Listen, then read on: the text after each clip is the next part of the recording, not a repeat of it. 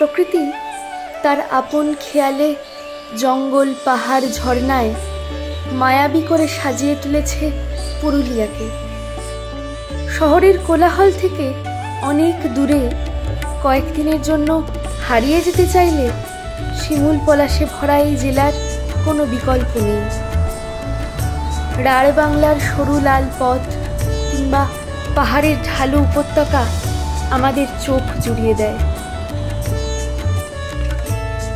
লাল মাটি ও মুথা ঘাসের মাঝে এক একটি পুরাতন খেলনার মতো বাড়ি, তাকে ঘিরে মায়া, স্নেহ, স্মৃতি। কার যেন লেখা আছে, যে বাড়ির উঠোন যত পরিষ্কার সে বাড়ির লোকেদের মনও তত সুন্দর। সে হিসেবে পুরুলিয়া আমাদের রাজ্যের বাকি জেলাগুলোকে 10 গোল দেবেই, সন্দেহ নেই। তারপর মাকড়সার জালের মতো ইলেকট্রিক খুঁটির আড়াল পেরিয়ে, খেজুর, তাল, পর্ণমোচী বনের রাজ্য পেরিয়ে কুয়াশার মতো কালো পাহাড়, যেন যুগ যুগান্ত ধরে কোনো পৌরাণিক দেবতা ঘুমিয়ে আছেন। আকাশ ও মাটির সঙ্গমস্থলে তিনি একা অনন্তের মতো নিদ্রারূপে সংস্থিতা হয়ে বিরাজ করছেন। এ যাত্রার গাইড সূর্যদেব। পর্ণমোচী গাছেদের বিরাট দল অতিথিবরণে মাথা ঝুঁকিয়ে পথের দুপাশে কোমলমতী যুবতীর মতো হাসি মুখে দাঁড়িয়ে আছে।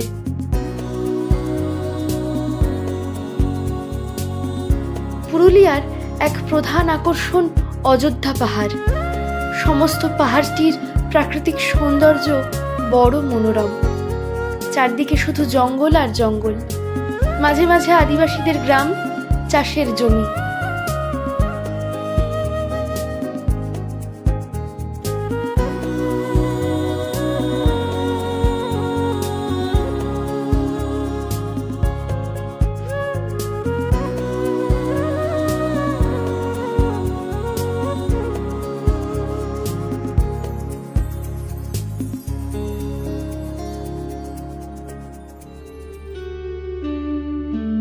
আগুনের তাপ শরীরে নিয়ে হাঁটছি। চারপাশের প্রকৃতি যেন আগুনে ঝলসে গেছে। তার মাঝে তীর্থযাত্রীর মতো আমরা কয়েকজন এগিয়ে চলেছি।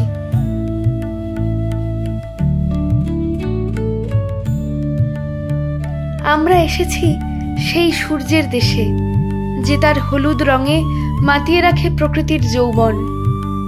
দূর থেকে দেখলে মনে হয় দ্রৌপদীর না ফুরোনো আঁচলের মতো এ সূর্যমুখী বাগান। এ গাছের নাম কৃষ্ণচূড়া, আমি জানি না, তবে এর অদ্ভুত সুন্দর লালিমা আমাদের মনে নেশা ধরিয়ে দেয়।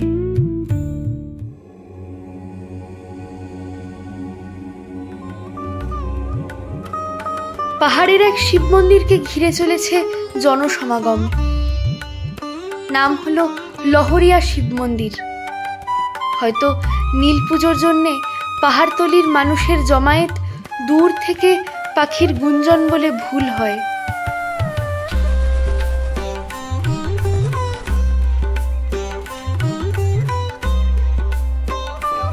এই পাহাড়েই আছে 1000 বছরের রহস্য। মাটির নিচ থেকে অনবরত বেরিয়ে আসছে স্বচ্ছ পরিষ্কার শীতল জল। মাছও খেলা করছে সেখানে। এটি সীতাকুণ্ড নামে পরিচিত।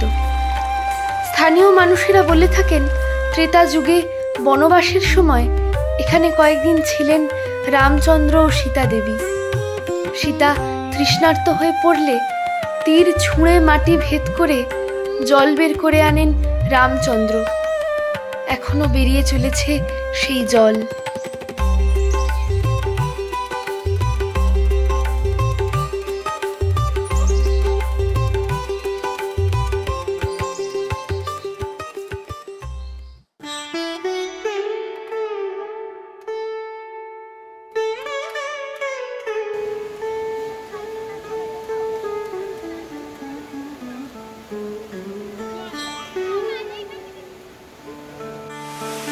পাথরের চাঙড় থেকে নেমে আসছে প্রজাপতির মতো বামনী জলপ্রপাত। যেন পাহাড়ি মেয়ে নুপুর পায়ে নাচছে। তার জল মিশেছে দূরের নদীতে। সেই নদী লাল বালির দেশ পেরিয়ে, রুখু সুখু মাটির পাদদেশ পেরিয়ে হারিয়ে গেছে গাঁগঞ্জের মুখর সমভূমিতে।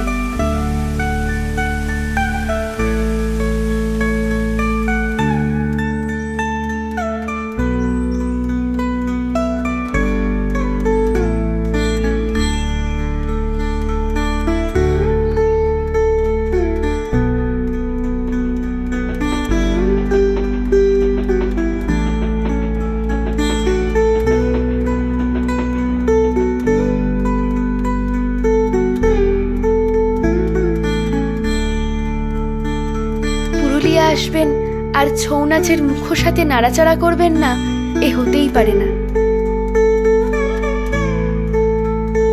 বাহারি সব মুখোশ কতদিন ধরে পৌরাণিক কথা কাহিনীর ইতিহাস বই নিয়ে চলেছে।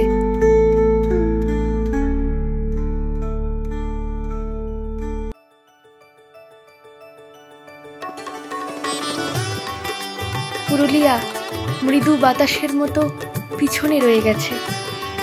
এর শান্ত পাহাড়, উষ্ণ হাসি এবং মাটির গান এখন আমার হৃদয়ের কোণে আলতো করে শুয়ে আছে।